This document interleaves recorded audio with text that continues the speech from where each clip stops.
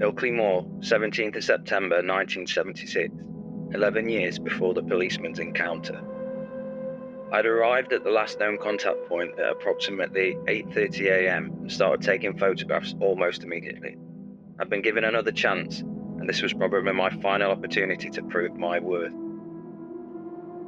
Our remote viewing specialist had assured me that there are at least as many as 5 spatial anomalies in the area, and they may have had the vague impression of a Type 4 travelling disc, 400 feet above where I was now standing. Though he was quick to tell me that the amplification module he was wearing at the time may have been faulty. Typical. Within seconds of sitting down, and even before I had started the contact protocols, I saw a small silhouette standing motionless on the rocks, certainly non-human. As is usual in these circumstances, I began to shake, partly adrenaline, but partly due to nearby energy fields our bodies are just not equipped to deal with. The figure then began to sway slowly from side to side.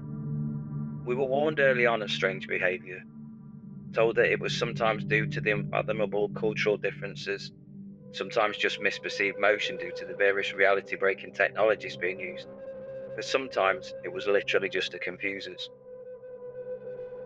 With some difficulty, I continued to take photographs. The thing was getting closer. If I didn't know better, its demeanour seemed almost playful. The image of a child trying to make friends entered my mind.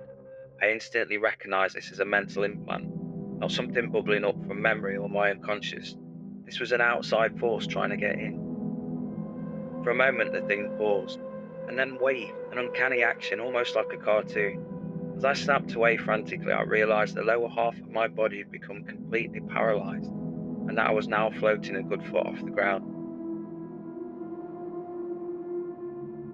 And that's when I managed to take those photographs, the ones that would change everything.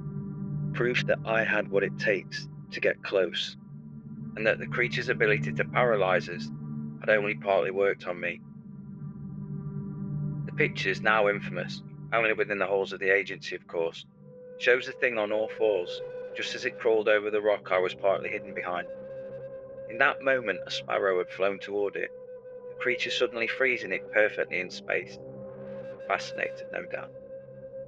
Then it projected a feeling of loss that washed over me like nothing I had ever felt, like I might actually drown in it. Then images of our world in flames, of death, and without even looking at me it spoke. The one is Madeline Thax.